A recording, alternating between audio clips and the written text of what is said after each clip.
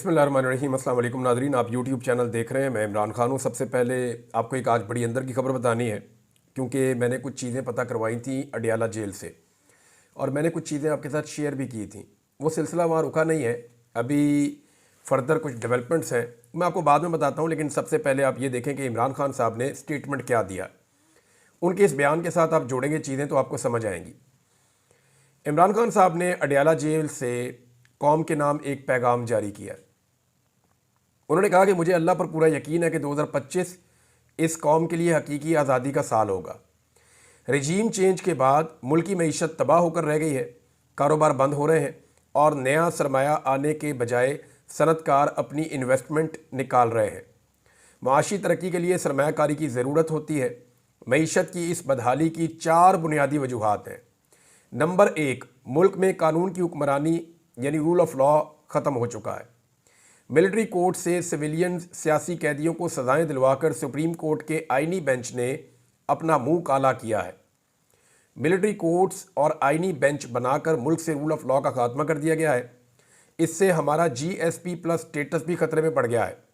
Military courts की सज़ाओं के बाद पाकिस्तान में कानून की हुक्मरानी का मुकम्मल तौर पर खात्मा हो चुका है और अब बैरूनी सरमायाकारी एक ख्वाब है, क्योंकि जिस मुल्क में कानून की हुक्मरानी का जनाजा उठाया जा चुका हो वहाँ कोई सरमायाकारी करने को तैयार नहीं होता। आप दबाव के ज़रिए वक्ती तौर पर दिखावे का इस्तेहकाम तो ला सकते हैं, मगर जब तक मुल्क में सरमायाकारी नहीं आती और आवाम का हुकूमत पर एतमाद बहाल नहीं होता, बेरोज़गारी और माशी बदहाली को रोका नहीं जा सकता। मुल्क की माशी तरक्की का एक ही बुनियादी सतून है जो अंदरूनी और बैरूनी सरमायाकारी है। पहली वजह बताई खान साहब ने कि वो मुल्क में रूल ऑफ लॉ नहीं है। दूसरी, उन्होंने कहा जी कि इंटरनेट की बंदिश है। तहरीक इंसाफ को क्रश करने की कोशिश करते हुए मुल्क की IT की जो मईशत है उसको पूरी तरह मुतासर किया गया है। मुस्तकबिल IT का है, लेकिन आज़ादी इज़हार राय से खौफजदा हुकूमत ने इंटरनेट में खलल पैदा करके नौजवानों के रोज़गार कमाने का सबसे बड़ा ज़रिया मुतासर कर दिया है और हम आलमी मार्केट में मुकाबले के काबिल नहीं रहे। वो सारे कारोबार जो इंटरनेट से मुंसलिक हैं उन्हें तबाह किया जा रहा है। नंबर 3, सियासी अदम इस्तेहकाम। एजेंसियों की सियासी मामलात में मुदाखलत से मुल्क में शदीद सियासी अदम इस्तेहकाम है। सियासी इस्तेहकाम के बगैर मुआशी इस्तेहकाम का ख्वाब कभी शर्मिंदा ताबीर नहीं हो सकता। फ्रॉड इलेक्शन और झूठ और फरेब पर खड़े जाली निज़ाम के होते हुए सियासी और माशी इस्तेहकाम नामुमकिन है। चौथी वजह इमरान खान साहब ने बताई कि दहशतगर्दी है। खैबर पख्तूनख्वा और बलूचिस्तान में एक मरतबा फिर दहशतगर्दी में बेपनाह इजाफे की वजह से मईशत की बहाली मुमकिन नहीं है। मैं 20 साल से कह रहा हूं कि मिलिट्री ऑपरेशन मसाइल का हल नहीं होते। आपको दहशतगर्दी के मसले को हल करने के लिए देर पा सियासी हल निकालना होगा, वरना दहशतगर्दी के नासूर का जड़ से खात्मा नामुमकिन है। मुझे अफसोस है कि DG ISPR ने अपनी प्रेस कॉन्फ्रेंस में धड़ल्ले से झूठ बोला है। कलअदम तहरीक तालिबान पाकिस्तान के लोगों की दोबारा आबादकारी की तजवीज़ खुद जनरल बाजवा ने तहरीक इंसाफ दौर में काबीना के सामने पेश की थी, जिस पर मुराद सईद, नूरुल हक कादरी और कबायली इलाकों और मालाकंड से ताल्लुक़ रखने वाले अरकान असम्बली ने इसकी शदीद अल्फाज में मुखालफत की थी। हमने उस वक्त भी कहा था कि मकामी आबादी को एतमाद में लिए बगैर उठाया जाने वाला कोई भी कदम देर पा हल की तरफ नहीं ले जाएगा। काबीना के बाद इस वक्त की जो अपोजिशन को भी फ़ौज और सिक्योरिटी एजेंसियों की तरफ से ब्रीफिंग दी गई थी। हमारी हुकूमत के खात्मे के बाद PDM हुकूमत को ब्रीफ किया गया था। अक्टूबर 2021 में जनरल फैज़ का तबादला हो गया और उसके बाद कभी ये मामला हमारे सामने दोबारा नहीं उठाया गया, ना इस पर हमारे दौर में अमल दरामद हुआ। अगर आबादकारी से ही दहशतगर्दी में इजाफा हुआ है तो मगरबी बॉर्डर्स के पार बमबारी क्यों की जा रही है? बलूचिस्तान में दहशतगर्दी में मुसलसल इजाफे की वजह से हालात काबू से बाहर है। इसका जिम्मेदार कौन है? कुएं से पानी निकालते रहने से कोई फ़ायदा नहीं होगा। मुस्तकिल हल के लिए अपनी कोताहियों और नाकाम पॉलिसियों का ना सिर्फ एतराफ़ करना होगा बल्कि तसहीह भी करना होगी। अब ये जवाब है एक बहुत बड़ी चीज़ का। इस लफ्ज़ को मैं लिख देता हूँ, एतराफ़ और तसहीह। फिर मैं आपको बताता हूँ कि इमरान खान साहब ये क्यों कह रहे हैं। इमरान खान साहब जेल में बैठे हैं, उनके पास बहुत वक्त है, बहुत वक्त है और वो जानते हैं कि उन्हें किस वक्त क्या स्टेटमेंट देना है। ISPR को जवाब तो मिलिट्री कोर्ट्स पर भी देना चाहिए। कौन सा कानून आपको जज, ज्यूरी और खुद ही जल्लाद बनने की इजाज़त देता है? मिलिट्री कोर्ट्स के ट्रायल शफाफियत पर मबनी नहीं होते। हमारे दो मुतालबात बिल्कुल जायज़ हैं और फौरी अमल दरामद के लिए हैं। 26वीं आइनी तरमीम को हमने इसलिए फौरी मुतालबात का हिस्सा नहीं बनाया क्योंकि वो तवील काम है। हुकूमत अगर मुज़ाकरात के हवाले से संजीदा इकदाम नहीं लेती तो हमारी तरसीलात ज़र के बाइकआउट की मुहिम पूरे ज़ोर से जारी रहेगी। नवाज शरीफ अब सिर्फ सियासत का 12वां खिलाड़ी है। 9 मई एक प्री प्लान ऑपरेशन था जिसकी वजह से तमाम मुकामात की CCTV फुटेज जानबूझकर गायब कर दी गई। मुझे 9 मई को कॉलर से पकड़कर, डंडे मारकर और घसीटकर इस्लामाबाद हाई कोर्ट से अगवा ही इसलिए किया गया था ताकि अवाम रद्द-ए-अमल दें। इस दिन भी हमारे 25 लोग शहीद, सैकड़ों जख्मी और 4 लोगों को अपाहिज किया गया था। हम पर भी जुल्म करके हमारे ही खिलाफ झूठे मुकदमात बना लिए गए और 10,000 कारकुनान को जेलों में भर दिया गया, जिसके बाद लोगों पर तहरीक इंसाफ को छोड़ने के लिए दबाव डाला गया और इसका मकसद सिर्फ और सिर्फ लंदन मुआहदे के तहत तहरीक इंसाफ को कुचलना था, क्योंकि जिन लोगों ने तहरीक इंसाफ छोड़ दी इन पर आपने मुकदमात का खात्मा कर दिया। इसलिए इस वाक़े पर शफाफ और आज़ाद जुडिशल कमीशन का क़याम बहुत अहम है। 9 मई के बाद 8 फरवरी भी हुआ जिसमें कौम ने आपका बयानिया मुस्तरद कर दिया। 26 नवंबर को इस्लामाबाद में मासूम शहरियों का कत्लेआम किया गया और कई लोग अभी तक लापता हैं। ये लोग कबायली इलाकों से नहीं, इस्लामाबाद से गायब किए गए और हमें खदशा है कि इन्हें लाल मस्जिद ऑपरेशन की तरह गायब किया गया है। इसलिए आज़ाद जुडिशल कमीशन बहुत ज़रूरी है। अब आ जाए जी उस लफ्ज़ की तरफ, एतराफ़ और तसहीह। देखिए, इमरान खान साहब के लिए बहुत सारे ऐसे दानिश्वर हैं जो एस्टेब्लिशमेंट के करीब हैं, हमारे सहाफ़ी लोग, वो भी बहुत सारे ऐसे पॉलिटिशियन हैं जिनकी कमेटी निकल आई है, वो कभी इलेक्शन जीत ही नहीं सकते थे। यहाँ पे उन्हें इलेक्शन एस्टेब्लिशमेंट ने जितवा दिया है और उन्हें ये पता है कि आइंदा भी उन्होंने इलेक्शन नहीं जीतना। फार्म 47 की जाली पर्ची उनके हाथ में पकड़ा दी गई है और उन्हें काम पे लगा दिया, बेचारे काम पे लगे हुए हैं। मामला ये है कि वो सारे लोग क्या कहते हैं, वो बार बार ये कहते हैं कि इमरान खान 9 मई का एतराफ़ करें और माफ़ी मांगे। देखिए, एक तो इमरान खान साहब उस दिन गिरफ्तार थे और उन्होंने 9 मई की मजम्मत की थी जब वो हाई कोर्ट में आए थे, और वो तो अभी भी कहते हैं कि इसके ऊपर जुडिशल कमीशन बनाए, इसके ऊपर इंसाफ करें, जो जिम्मेदारान हैं उनको सजाएं दी जाए। वो इसको एक फॉल्स फ्लैग ऑपरेशन समझते हैं, आप समझते हैं कि नहीं, ये एक सोचा समझा मंसूबा था। तो फैसला कौन करेगा? आप दोनों फरीक तो नहीं कर सकते ना। फैसला करने के लिए कोई और अदालत होगी, फैसला करने के लिए कोई जुडिशल कमीशन बनेगा, तो तभी ये फैसला होगा, ऐसे तो ये फैसला नहीं होगा। अब इमरान खान साहब ने एतराफ़ और तसहीह का जो लफ्ज़ इस्तेमाल किया दहशतगर्दी के वाक़यात और पॉलिसीज़ को लेके, तो फिर अब सवालात बहुत सारे जन्म लेते हैं। पाकिस्तान 2 लख्त हुआ। क्या आज तक पाकिस्तान के 2 टुकड़े होने के लिए जो लोग ज़िम्मेदार हैं उन्होंने कभी एतराफ़ जुर्म किया? क्या अभी तक उन्होंने कौम से माफ़ी मांगी? जो वो मुतालबा कर रहे हैं कि आप 9 मई की माफ़ी मांग लें। क्या सियाचिन का एक बड़ा हिस्सा इंडिया ने कंट्रोल कर लिया? वो चोटियाँ जो पाकिस्तान की कब्ज़े में थीं वो इंडिया के कब्ज़े में चली गईं। क्या इसके ऊपर किसी ने आज तक माफ़ी मांगी या एतराफ़ किया? कारगिल के अंदर जो कुछ भी हुआ, हमारे बहुत सारे जवान जो है वो शहीद करवा दिए गए एक गलत एडवेंचर के नतीजे में। या तो फिर काम पूरा करते, अमेरिका से डर के वापस नहीं आते, लेकिन वापस आए, अपने जवान शहीद करवा दिए, उनको ओन भी नहीं कर रहे थे। हत्ता कि इंडिया से आने वाली रिपोर्ट्स बता रही है कि लाशें तक उठाई नहीं जा रही थी। तो अब सवाल ये पैदा होता है कि उसका किसी ने एतराफ़ किया? क्या उसके ऊपर किसी ने माफ़ी मांगी? आज तक जुल्फ़िकार अली भुट्टो का जो जुडिशल मर्डर किया गया उसका किसी ने एतराफ़ किया? उसके ऊपर किसी ने माफ़ी मांगी? पाकिस्तान के अंदर जो क्लाशनकोफ कल्चर लाया गया, यहाँ पे पूरी दुनिया से लोगों को इकट्ठा करके तरबियत दे के उन्हें मुजाहिद बनाकर अफगानिस्तान के अंदर जंग लड़ी गई, जिसके नतीजे में पाकिस्तान में मंशियात और असलहे की भरमार हो गई। क्या उसके ऊपर आज तक किसी ने एतराफ़ करके माफ़ी मांगी? अगर आप 70 साल तारीख उठाएं तो कम से कम 70 आपको ऐसी बड़ी गलतियां मिलेंगी जो पाकिस्तान की मिलिट्री एस्टेब्लिशमेंट या एस्टेब्लिशमेंट ने की हैं, जिनके नतीजे में पाकिस्तान का ये हाल हो गया है। क्या किसी एक गलती के ऊपर आज तक किसी ने भी, 4 मार्शल लॉ लगे इस मुल्क में, किसी एक मार्शल लॉ के ऊपर भी माफ़ी मांगी या एतराफ़ जुर्म किया? नहीं किया।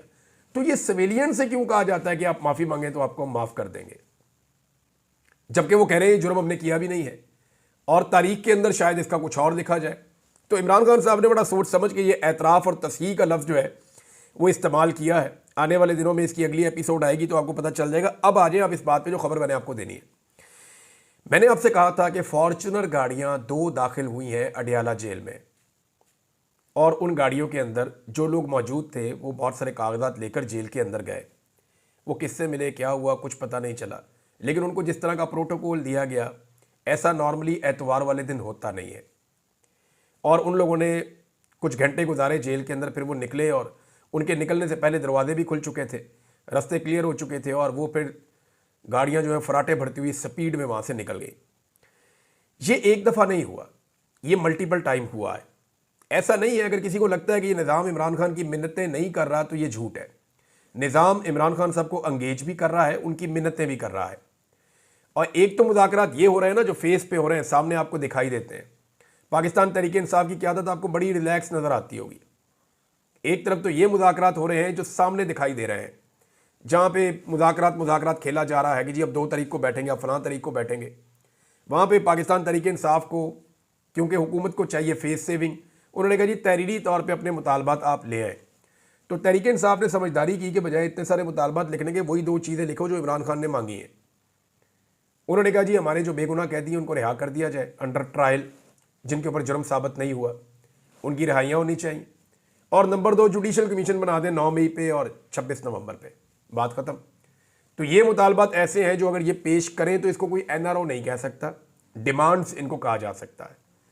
यानी हुकूमत को लगता था कि इमरान खान की रिहाई मांगी जाएगी, इमरान खान साहब के हवाले से कोई रिलीफ मांगा जाएगा, क्योंकि वो हमेशा यही करते हैं ना। वो जब भी बैठते हैं वो कहते हैं नवाज शरीफ को जेल से बाहर निकाल दें, ये कर दें, हमारे केसेस ख़त्म कर दें, तो वो इस तरह डील करते हैं।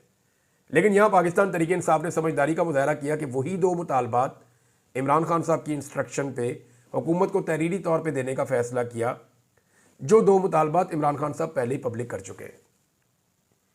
क्योंकि हुकूमत ये सोच रही थी कि इनके तहरीरी मुतालबात आएंगे, हम उनको पब्लिक करेंगे, जनाब ये देखें ये हमसे क्या मांग रहे हैं, हमारे पैरों में गिरे हुए हैं, तो हमारा एक बयानिया बन जाएगा। तो पीटीआई ने उनको बयानिया दिया नहीं है। तो एक्चुअली मुज़ाकरात एक और जगह पे भी हो रहे हैं। और यहाँ मैं आपको एक बात क्लियर कर दूँ कि पाकिस्तान की जो एस्टेब्लिशमेंट है वो हर हाल में इमरान खान को रिहा करना चाहती है।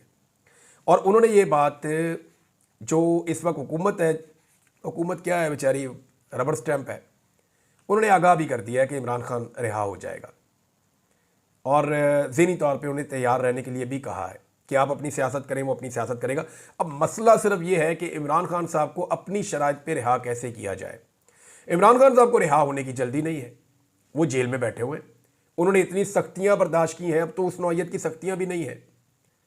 अब अगर वो जेल के अंदर ये वक्त गुजार रहे हैं और उन्हें पता है कि एंगेजमेंट्स हो रही हैं, और इमरान खान साहब के 1-2 लोग जो हैं वो इन एंगेजमेंट्स का हिस्सा भी हैं, और कुछ ऐसे लोग भी इन एंगेजमेंट्स के अंदर शामिल हैं जिनका सियासत से कोई ताल्लुक नहीं है, लिहाजा ये जो एंगेजमेंट्स हो रही हैं इनके नतीजे में इमरान खान साहब को पाकिस्तान की एस्टेब्लिशमेंट बाहर तो निकालना चाहती है, लेकिन वो जो इमरान खान साहब से मनवाना चाहती है वो इमरान खान साहब नहीं मान रहे।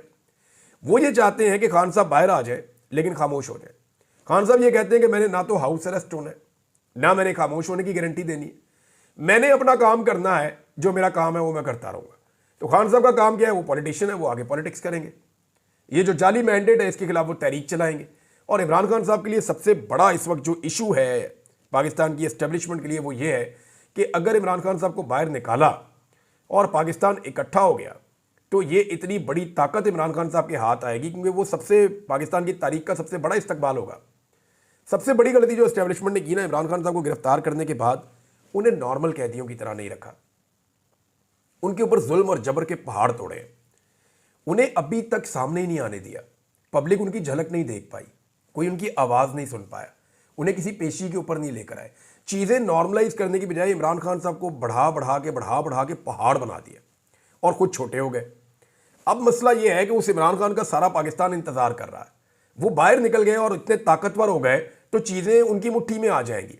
एस्टेब्लिशमेंट और एस्टेब्लिशमेंट के सारे चहीते वो इस बात को जानते हैं, अब छोड़ना मजबूरी है, ये छोड़ना तो पड़ेगा, क्योंकि जो बाइडेन का हाथ सर के ऊपर से उतर चुका है।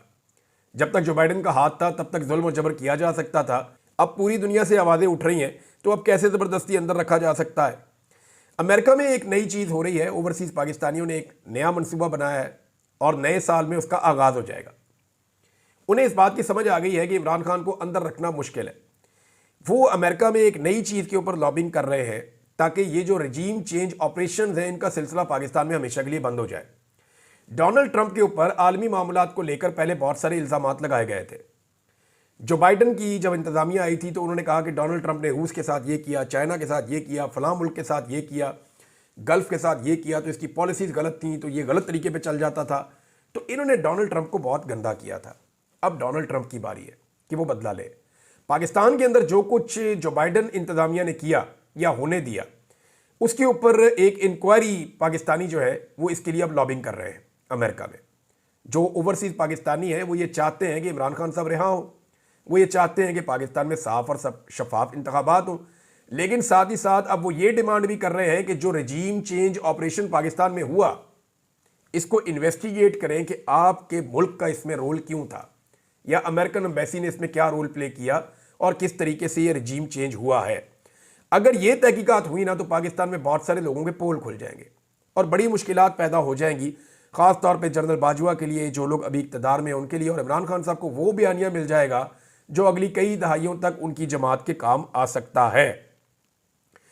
अच्छा, एक चीज़ और है जिसके ऊपर काम हो रहा है कि कुछ अफराद पर पाकिस्तान से बाहर मगरबी ममालिक में जाने पर पाबंदियाँ लग सकती हैं, और ना सिर्फ पाबंदियाँ लग सकती हैं, ट्रैवल बैन्स हो सकते हैं, उनके वीज़े मनसूख हो सकते हैं, बल्कि साथ ही साथ अगर उनके कुछ एसेट्स हैं वहाँ पे तो उनके ऊपर भी खराबा हो सकता है। तो इस वजह से अभी हुकूमत बड़ी उजलत में है और हुकूमत कुछ नए इकदाम उठा रही है जिनमें अफ़गानिस्तान के साथ एक लड़ाई हुकूमत ने छेड़ दी है। याद रखें, पाकिस्तान की हुकूमत अफ़गानिस्तान से लड़ना नहीं चाहती और ना ये लड़ाई बनती है। अफ़गानिस्तान पाकिस्तान का हमसाया मुल्क है, उनके साथ आप मामलात को सियासी तरीके से डील करें और दहशतगर्दों का रास्ता रोकें। ये फार्मूला एस्टेब्लिशमेंट का था कि हमने लोगों को यहाँ लेकर आना है, लेकिन किस तरीके से लेकर आना है उसके लिए कोई अच्छा मैकेनिज्म नहीं था। अगर इसको पॉलिटिकल तरीके से किया जाता और सही हैंडलिंग की जाती तो ये मामला बड़े स्मूथ तरीके से हो भी जाता। लोगों को सिर्फ लाया नहीं जाता, उनको बसाया भी जाता है, उनकी ज़रूरियात भी पूरी की जाती हैं। अभी अफ़गानिस्तान से जो हालिया लड़ाई की रिपोर्टें आ रही हैं और जो अफ़गानिस्तान पूरी दुनिया को बता रहा है, वहाँ पे यूएन की भी रिपोर्ट आई है और वो बदले की बात कर रहे हैं, तो ये खित्ते के अंदर पाकिस्तान अपना एक नया दुश्मन पैदा कर रहा है और इसके लिए बयानियाँ बनना भी शुरू हो गया है। मिसाल के तौर पे जैद अहमद, वो लाल टोपी वाले, वो एक बेटा उनका हमीद गुल का बेटा, एक दो चार और लोग हैं इस तरह के, ये पहले हमें बयानियाँ भेजते थे पाकिस्तान को कि पाकिस्तानी फ़ौज जो है वो